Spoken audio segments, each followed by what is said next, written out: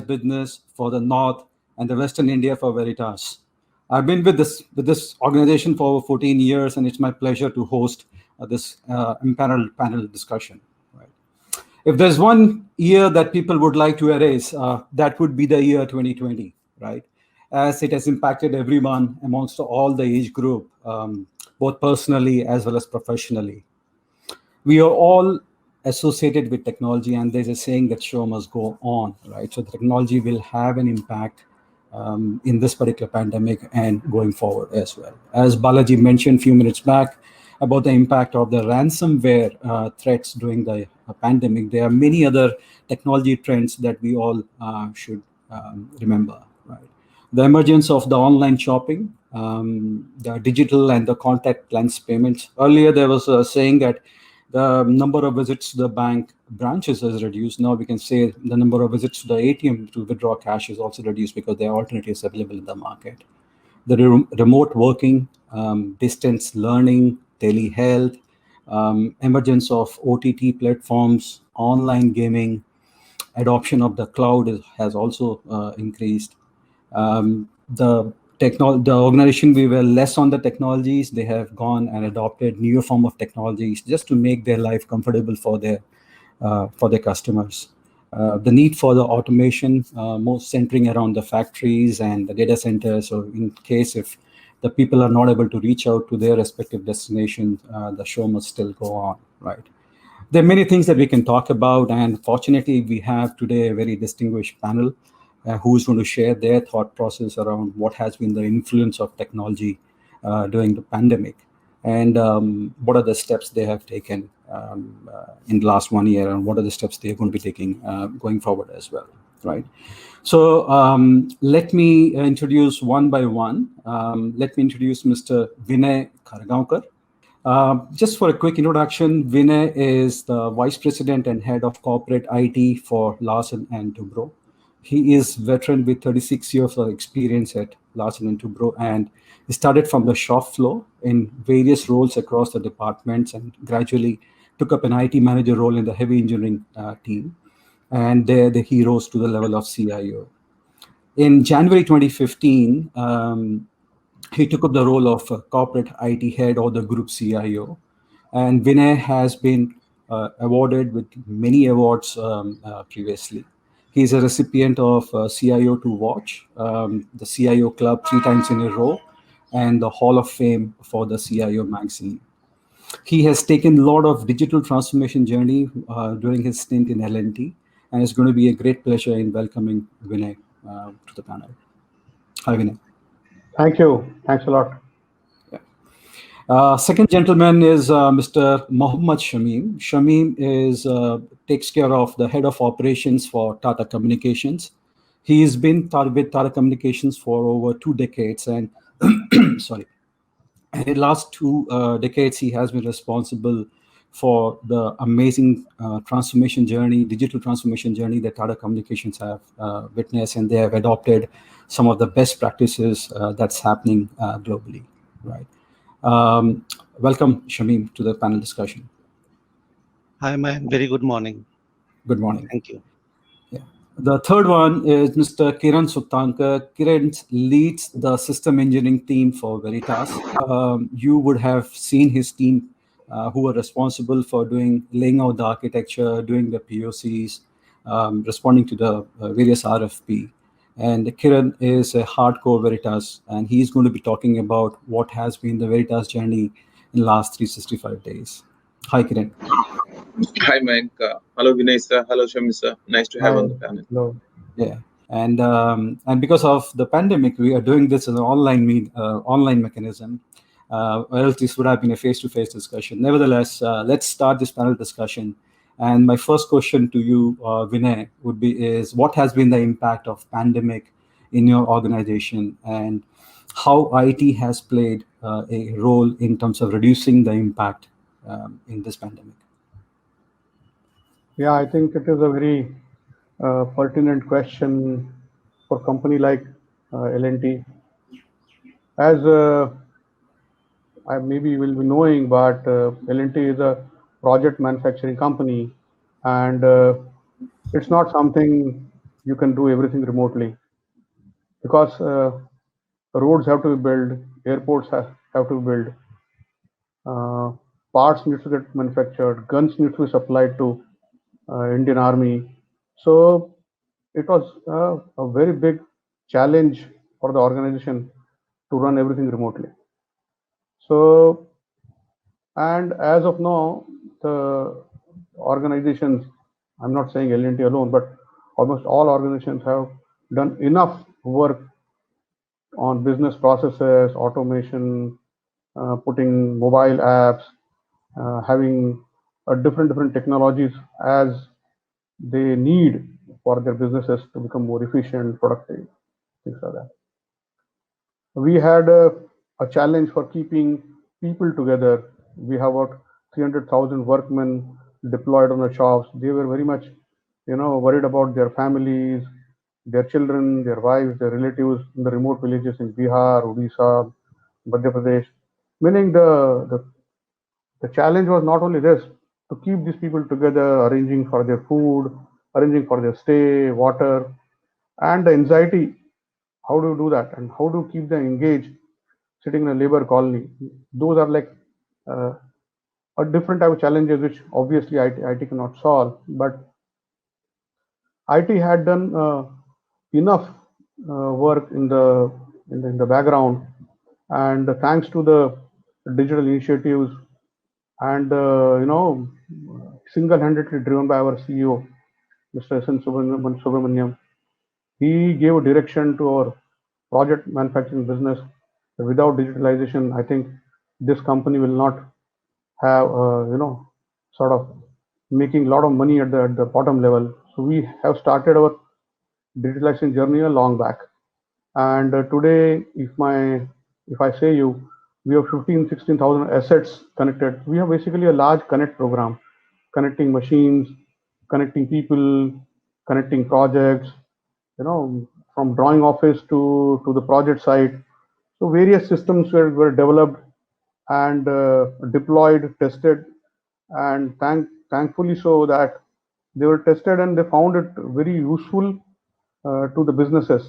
So even if, for example, you are not on site the full time, but you will know the conditions of assets which are operating, like batching plants, your welding machines, your cranes, everything.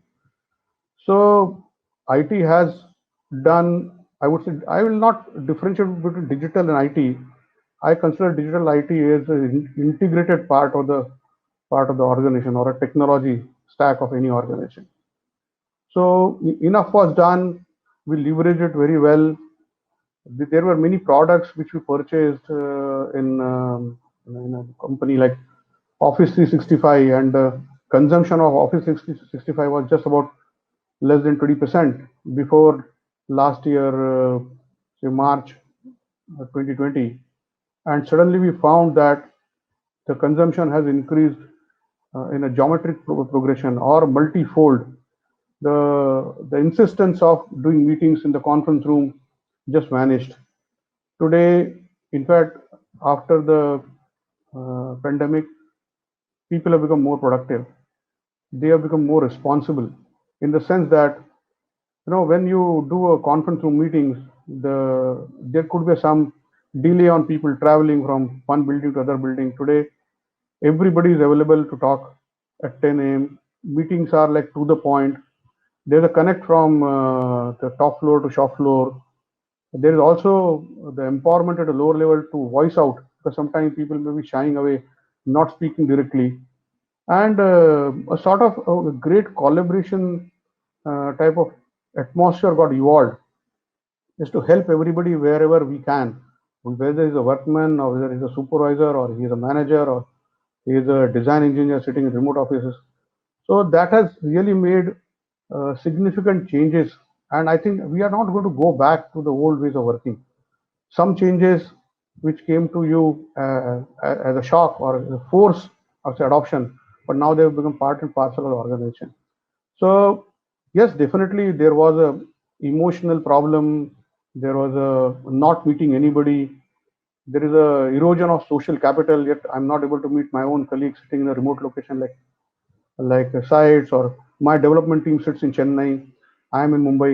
I used to travel every month to meet them. I'm not able to meet them physically. But yes, we are in keeping in touch with all the new technology and tools.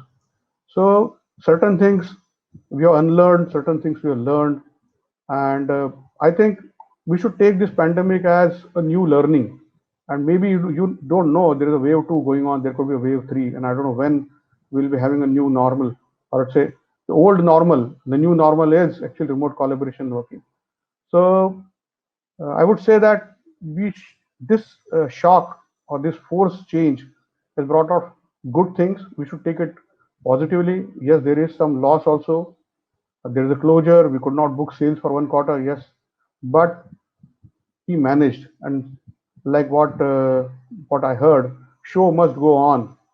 We have to do everything and anything to support businesses. And IT has come out with flying colors in this pandemic area. Great. What I liked about Vinay is your word that you don't differentiate between digital and the IT. I think the way they are together, mixed together, it's very difficult to differentiate between the two. During this time, was there any initiative which was purely, you said Office 365 adoption?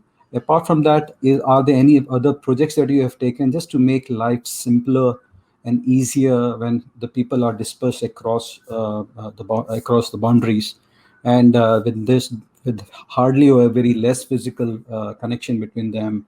Any specific projects that you have taken or wish to undertake as a part of your digital journey, such that you said wave 2, wave 3, God knows when it's going to stop, such that you are far more better prepared than what you are currently? Any projects that you have already undertaken or going to undertake? See, our first and foremost target was in the month of March, when on 20th March we got an indication that there could be a lockdown, and there were 3 days to prepare for such a massive lockdown. And me and my team worked almost like 3 days continuously to create. First is to have a remote access architecture for the whole company. So from starting with some 200 online users, traveling users, they used to connect to our network. We ramp up the whole infrastructure in 3 days, which can take up a load of 5 to 10,000 users. It was an amazing work done by my team and our partners called L&T Infotech, who manages our infrastructure management services. That was the first major project we did. Second thing is that there was a huge focus on cybersecurity, because as L&T as an organization is always, we are not financial institute, but we are not like insurance, and we don't have B2C. But what we are really doing is something which everybody would like to know, because of our connectivity to government. So we are very much worried about security. Our CISO office have drawn a complete, what's the procedure and processes for improving security. How do you update the patches? How you allow them multi-factor authentication in such a quick, a fast turnaround, basically, of implementing technology. Those were the initial part of our thing. Then second thing is the new tools, whatever you have, which were set for remote collaboration, providing them training, make them very efficient, help them in collaborating well. These were the initial part of it. Later on, we improved all our processes for remote working. Mobile apps were developed. A lot of centralization of systems were done, so we don't have to depend on the multiple centers, but a central deployment architecture we have done. So that's why the main focus and target was only the enablement of business, whatever they need, come what may, business should not suffer, was the focus of IT and digital, and that's how we were very successful. Great answer. My question to Shamim is what more or less the same question that I asked to Vinay, is what has been the impact of pandemic for Tata Communications, and what has been the role of IT to mitigate the risk as much as possible? I'm sure you are spread across the world. Yeah, you are in a limitless boundary. right? So your views on that, Jim? Yeah, so COVID-19 pandemic is keeping the world in suspense and has left our life in a state of shock, right? Lockdown, social distancing, traveling ban is something is very norm during that pandemic situations. So you know that our Tata Communications is having more than offices in more than 65 countries. So there's a huge challenges, okay, to make sure that employees are for all our employees, all our users are having business as usual. So you know, during that pandemic, we have adopted few of that technologies. So technologies are were anywhere there. It's not a new technology which have introduced during the pandemic. What we foresee is that during the pandemic, the adoptions level. So people are afraid to adopt that particular technology now. Okay, they are surprised to know that okay, that technologies are adopted so swift, and within a week time, okay, they have adopted the entire technology within. Few of that we have implemented Microsoft Office 365 and the Microsoft Team as a corporate messaging and collaboration services for all our users to provide corporate email, SharePoint, OneDrive for enterprise, and Teams for collaborations that help improving ease of access to the corporate resources, engagement, and productivity of the user, especially during the increase of work from home situations.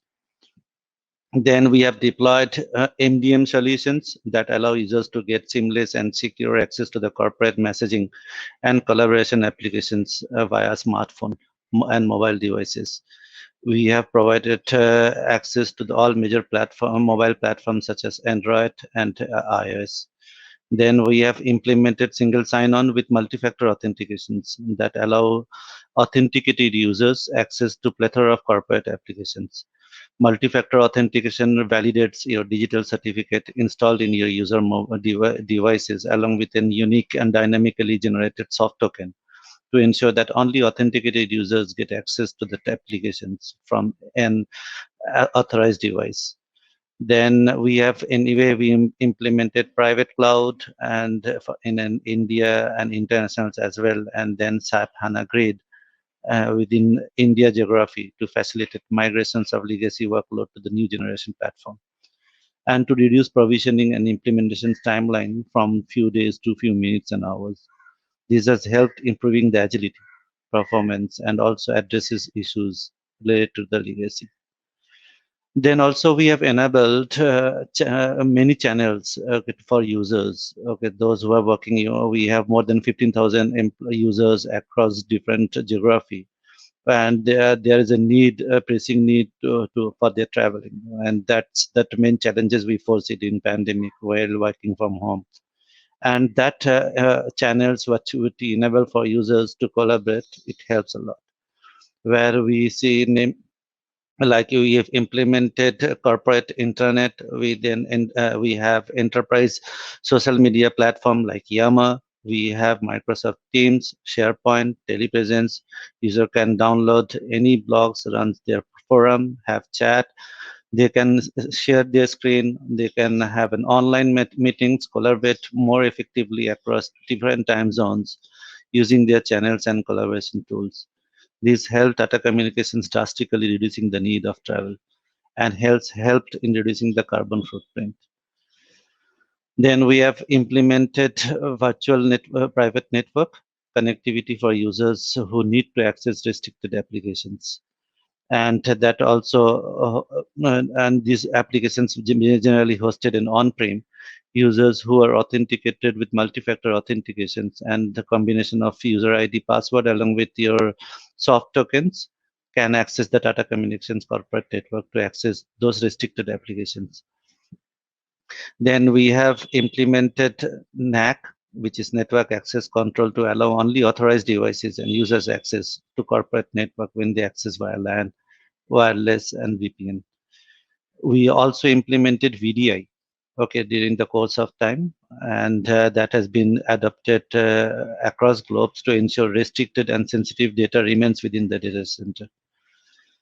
So these are the few controls we have taken. We just make sure that we also we have taken some of the initiatives which is right now in progress, like CASB we have implemented, and then we have implemented EPP EDR for endpoint. We are deploying right now on endpoint DLP solutions to make sure that we stay ahead of the industry best practices protecting endpoint, which are now the new parameter in a cloud-first enterprise supporting work from home during COVID.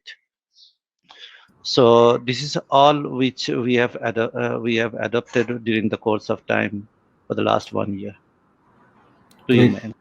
Yeah, thanks, Sumit.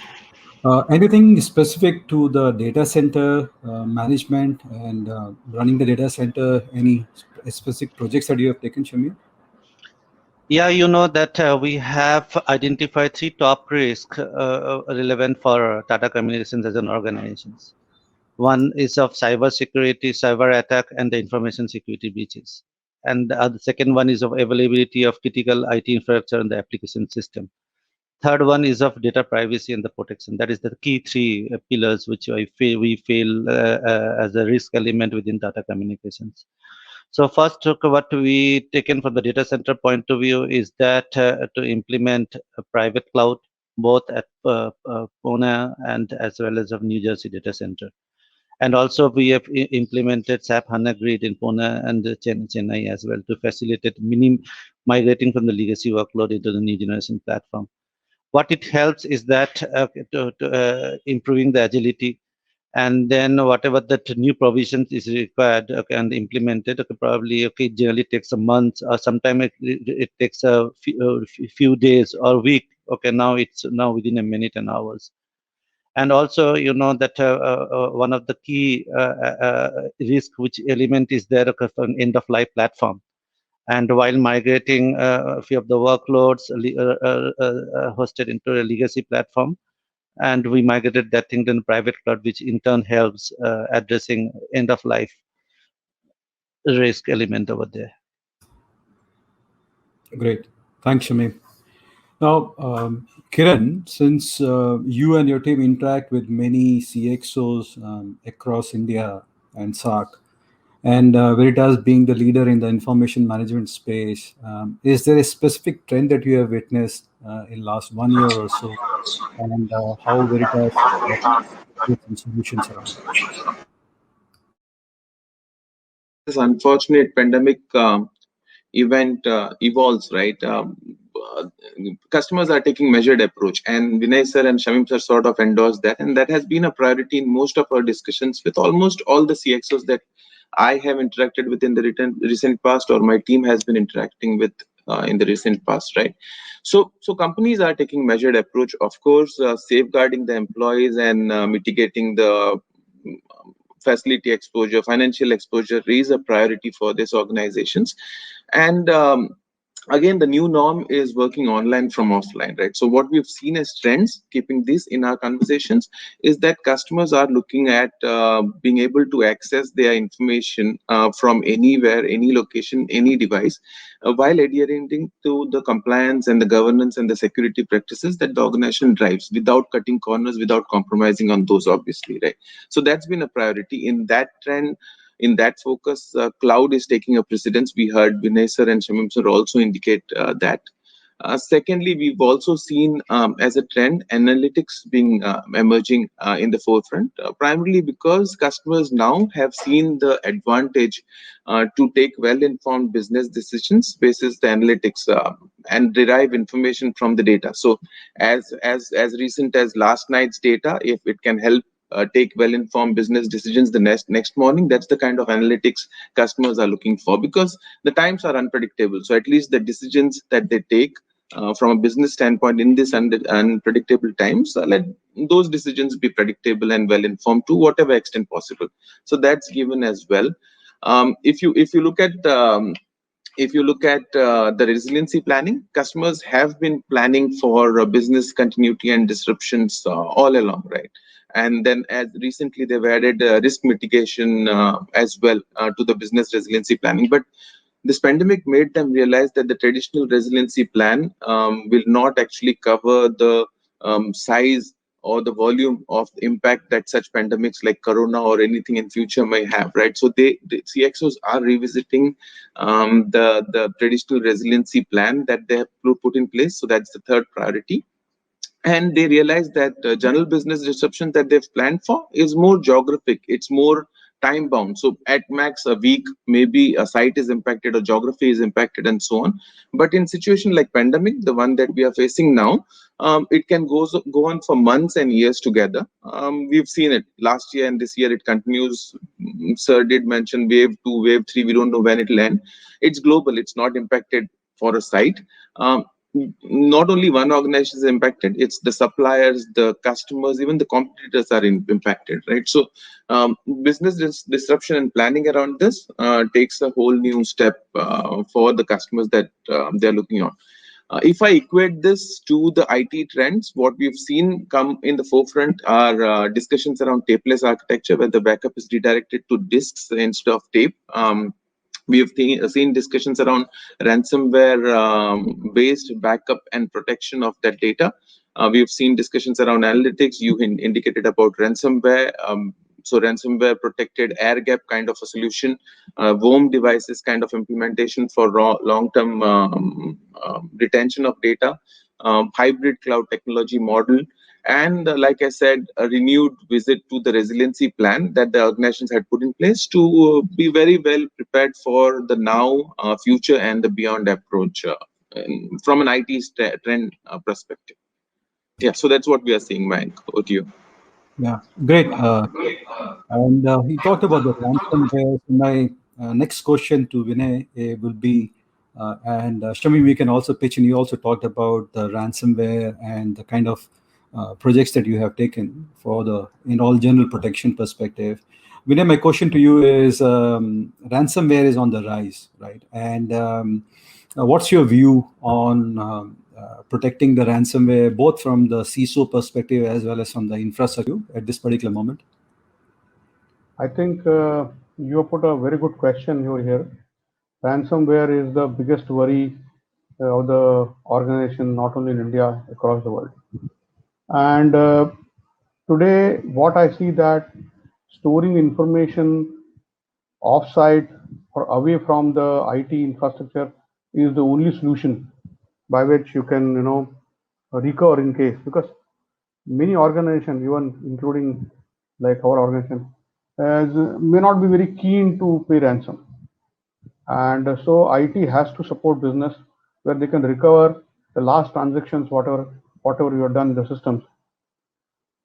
So we have reviewed our ransomware strategy last year, and that's why we are getting more engaged to Veritas to learn something more about what are the new things available. And that's why I had a meeting with your CEO about a month back, and there are resources allocated to look into our RTOs and RPOs and the D2D to D2T architecture to D2D2T or D2C. C is actually cloud. So what new things we can do, how we can improve the response to the ransomware, how to improve resiliency, and probably a new architecture will come in place in next about 2 to 3 months. We have managed it. There are a lot of uncertainties were there last year. We could not take up this project last year, but now I think this is on the fast track. And there is a priority for this project. So ransomware is a big problem, it's a big issue, and we need to effectively, mitigate this threat for the organization. Okay, thanks. Shamim, any inputs on the ransomware and its protection? Because I think it's a responsibility that lies with each and every individual within an organization. Any specific projects that you have taken towards the ransomware? Yeah. So one of the enabler of continuity of business operation is that secure remote working, right? And that is one of the key parameters for all of us to work upon, to look into that. So what a few of the initiatives what we have taken is that we have implemented CASB, and that we have already deployed during the course of time. And then we have implemented EDR in EPP solutions, okay? And also right now we are deploying endpoint DLP2 to make sure that we are ahead of the best practices across the endpoint. Now, at the same time, with that CASB, we all that high risk services of shadow IT and the cloud services we blocked using the CASB.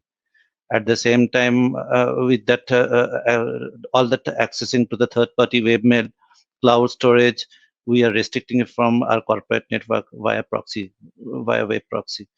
So we are taking a few of the all these measures, okay, so that we can control the way possible for the ransom attack. Again, we are using a DLP on the use cases we have already enabled to detect and restrict sensitive and confidential data movement from our O365 workload. So these are the few measures, okay, we have already taken, and a few of that work in progress right now. We are also working here Azure information protection labeling and classification, so that we have a proper labeling into whatever that corporate data are there. With that classifications, we can protect from the ransomware and all. So cyber security is anyway is a constant threat, okay, to our modern days enterprises, and that's what we always emphasize, that proper solutions are in place ahead of time. That way we are working into. Okay. Now, the interesting thing on the ransomware and also what Vinay just spoke, that there's so much of collaboration tools that they have adopted. Same goes for Shamim as well. Do you think you're protecting those particular data is also going to be the very key thing for you going forward? Because not only protecting it, but also planning, forecasting in terms of from the infrastructure perspective. Is that a cause of concern for you, Shamim? Because the data will definitely be increasing. Have you witnessed any percentage increase more in last 1 year than as compared to the previous years? Yeah, so one thing, okay, data is an oil nowadays, and the data increase is exponential over the years, okay, for the last few years. So that is the trend what we foresee. And now what we have adopted is that we used to have a D2D2T, and then we have right now moved into your tapeless backup architecture, where we foresee that probably tape and offsite tape management would not be a norm henceforth, and then we moved into your entire tapeless architecture for our backup solutions, and migrating everything into your our internal disk. Thankfully, as a part of Tata Communications, we strategize to adopt only an on-prem. When you say on-prem, that doesn't mean that it's not a cloud. It's cloud only. It is an internal cloud rather than in public cloud. So all our data, other than a few of the SaaS model, which SaaS applications like your Office 365, that is something it is running on public cloud. Most of that corporate data are at on-prem only. And that's what we have different solutions to protect our data, and including one of the tapeless architecture which we have adopted on top of that. For the corporate data, which we are running Office 365, we have put in a few of the measures from that endpoint, because we feel that endpoint is something probably we need to protect first, to make sure the threats are addressed at the border itself. And that's how we have implemented multi-factor authentications to validate to only authorized devices are allowed to access the corporate data. Not only you have user credentials, okay, but only authorized devices, along where you need a digital certificate installed in user devices along with a unique and dynamic generated soft token, to ensure that only authorized users get access to these applications from an authorized device. So that is how we are protecting to make sure that ransom, the level of ransom protections. Great. Over to you. Thanks, Shamim. Kiran, my questions to you with respect to the Veritas and what kind of initiatives or product rollouts that they have undertaken in the last 1 year, such that you make life simpler for the various enterprises. You have considerable market share globally and in India from the information management perspective. What has been the growth in last 1 year, and what are the various initiatives that Veritas is taking? Yes, so on pandemic impact, Mayank, we are no different. We are as good or bad or like any other organization. So safeguarding employees is the priority. We also have invoked work from home and so on, right? But from a business standpoint, Veritas has significantly advanced our company strategy, right? We always had 80,000 plus customers, 94% of Fortune 100 customers, and over the last year, we've added on to this list pretty well. We executed and closed some of our best cross-platform solution offerings for some of our very good large global customers. From a revenue standpoint, we clocked some of the largest deals in the history of Veritas globally as well as at country level last year, right? From a product strategy standpoint, the wins that we've had in the recent past and especially in the last year further endorses the strong and strength of our products and the product portfolio that we carry in the Veritas portfolio, especially for large enterprise customers in unprecedented, unpredictable times like this. The reason I'm saying this is because each of our product portfolio grew about on an average 25 to 30% in the unfortunate pandemic year for the outside world. And again, data protection specifically, we grew at about 20% plus, where analysts were actually predicting a down impact of 6 to 7% in view of pandemic in the data protection solution approach worldwide, right?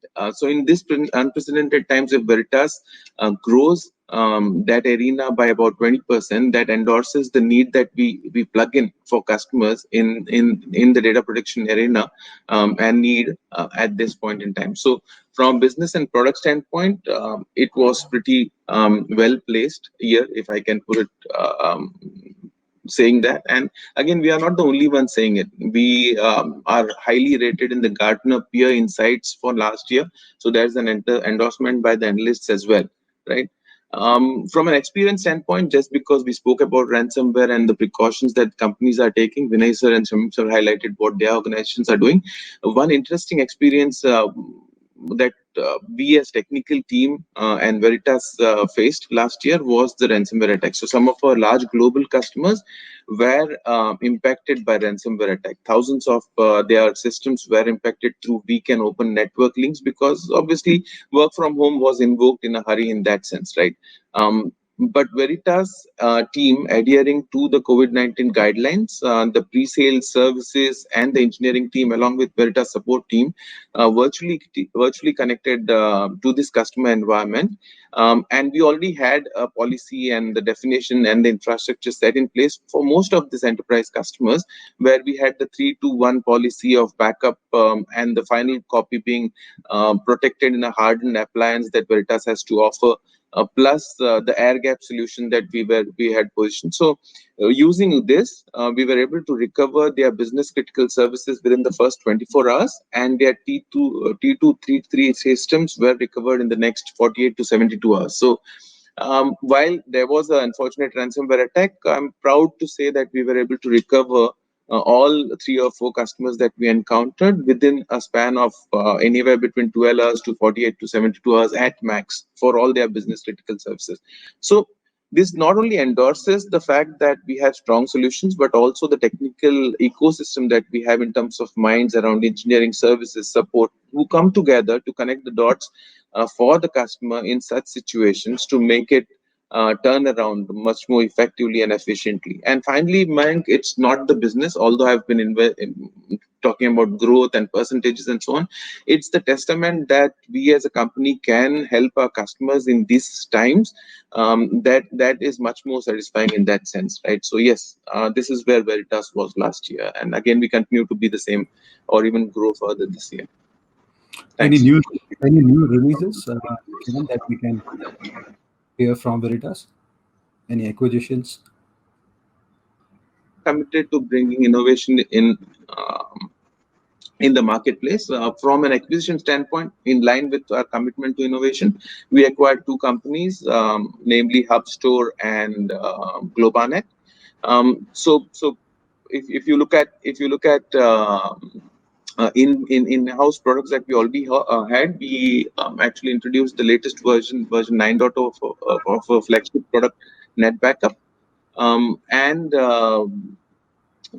we also introduced, proudly added a feature called a product called FlexScale Architecture to our KITI, right, data protection portfolio. So FlexScale Architecture, just to give you a view, is a hyper-converged infrastructure where you scale and add nodes as you scale, right? So that gives customer the volume and the scalability to grow their business and their business commitments without any disruption.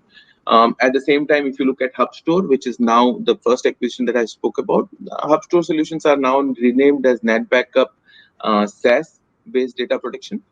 It's a data protection for O365, G Suite, Salesforce, Dynamic 365, and so on. So we heard both Shamim sir and Vinay sir mention O365 adoption in these times, right? So HubStore or the NetBackup SaaS solution does precisely that. The second company we acquired, which was Globanet, is actually led by GDPR mandates. It's an integration platform that offers intelligent classification, steals stuff like measured deletion, measured retention, and so on, right? So from a compliance and governance standpoint, Globanet solutions that we have acquired adheres to the security measures or the compliance measure or the governance measure that the companies want in this remote work from home scenario. From HubStore standpoint, the O365 G Suite, Salesforce, Dynamic Suite is protected. From a NetBackup 9.0, you get much more wider coverage in terms of supportability, compatibility, hybrid cloud technology, and the same across hybrid clouds are managed by the NetBackup services and the dashboard itself. So much more simple for customers to manage, which much more enhanced capabilities to NetBackup. And FlexScale, like I said, hyper-converged without disruption, add nodes as you scale out from a compute and performance standpoint and take it up. So yes, we've added some quite a few new innovations in terms of acquisitions and development to our already existing strong data protection platform. Okay, thanks, Kiran. I think we are running well over the time. One last question to you, Vinay. If you have to wear a corporate, what would be your preparedness? What put on some prediction analysis? Yeah, on the lighter side. We would like to have an idealistic world everywhere. I'm not an astrologer. I don't know. neither I know palmistry. So I would answer it in a little different way. Before that, I would like to comment on what I heard. Yeah. People keep talking of comparing data with oil. Actually, this comparison is wrong. Data is much more than oil. Oil gets consumed, data and consumed, and then it is evaporated, and you can't do anything about it. But data gets consumed, become much sharper, a weapon for which to make business decisions. That's how this AI and ML engine work. Oil is finite, data is infinite. Oil is reducing, data is growing in a geometric progression, maybe multifold. So comparing data with oil, actually, this world should stop, number one. Number two, we will be needing much more innovation in coming days for running businesses compared to what has happened in the history of IT and digital in the last 10, 15 years. Look, for example, I'll give one or two examples what has happened in L&T some time back. Because, say when you are in pandemic situation where your inspectors cannot go to the site to visit how the parts are getting manufactured. We have come out with a very innovative mobile-enabled solutions by which the customer surveyors or inspectors can remotely see those parts, and they can see in the real time how the dimensions are getting measured, what is the finish of the product, whether machining is done properly or not. So today the inspector sits in New Delhi, the workshop is in Talegaon, our designers are sitting in Mumbai. This multi-party collaboration is happening, and parts are getting cleared, like products are getting manufactured and dispatched, delivered, tested, and they're coming with quality. 2 years back, nobody had imagined that we'll have some solutions like that. Meaning the inspectors used to visit insisting visiting on the factory to sign physical papers. Where are the papers? Where is the visit? And what used to take 5 days, now it is happening in 1 day. Meaning, look at a sea change. What our own team with collaboration with customers and the factory have come out with solution. Look at, for example, any critical assembly is going on, and you want to advise as to what is to be done. The design engineers used to travel from Baroda to a godforsaken place called as Rawat Bhata in Rajasthan and try solving the problem. Today he sits in one conference room, wears the remote engineer wears a specs which is AR VR enabled. There's a mixed reality, and the remote engineer sitting in Baroda office is able to make the engine work or the solution delivered over there in real time. Where this was 2 years back, it was not there. So there's no limit, I would say, for the technology adoption industry to make it much better, sharper, improving productivity, efficiency, and more such things will come. And more complex problems IT and digital will have to solve for this world to take it to the next level. So I will not say any specific over here, but I think there's no limit. I mean, we have to be today.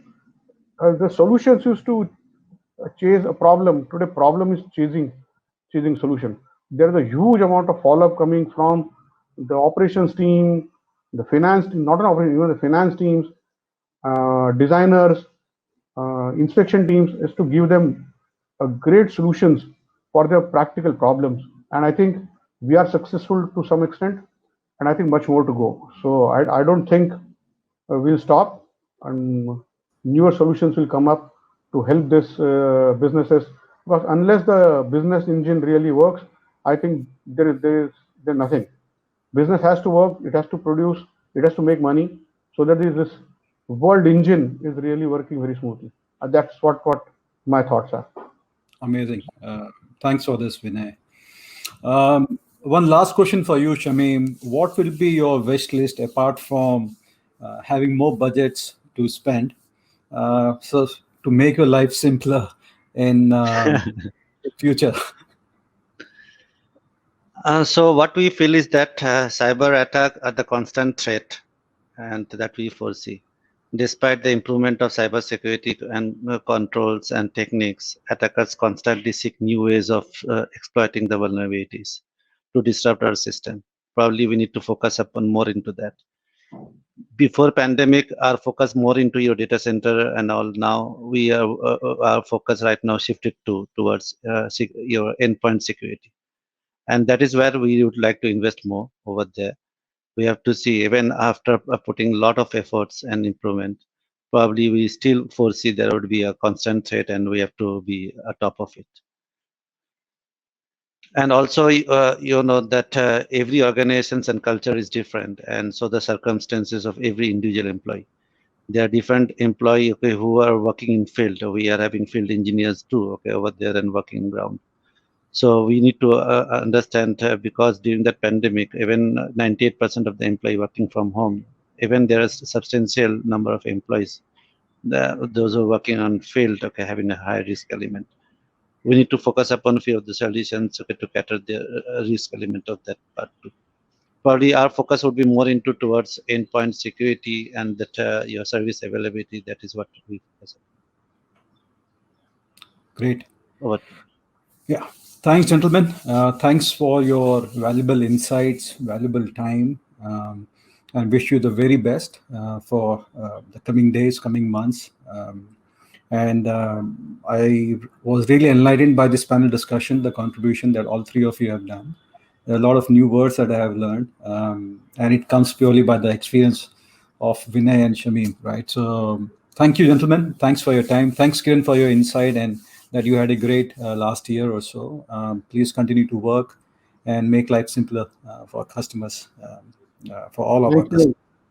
Thanks a lot for giving the opportunity. I think I learned a lot from what Shamim's views are. I think some of the things you can make use of it. Some of the things what I learned from Veritas, what all things they are doing to improve the life of people like us. Thank you very much. Thanks, everyone. Take care. Thank you, sir. Okay, thank you. Bye.